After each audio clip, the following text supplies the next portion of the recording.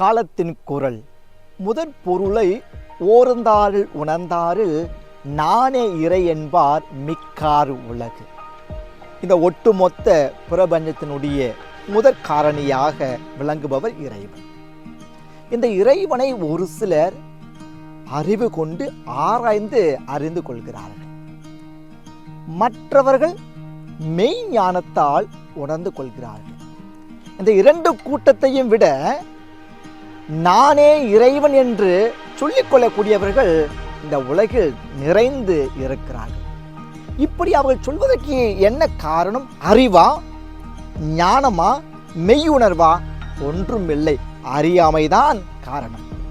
இப்படி வெற்று வார்த்தைகளை சொல்லி பிறரை ஏமாற்றுவதை விட பிறவாமல் அப்படி வாழாமல் இருப்பது நல்லது.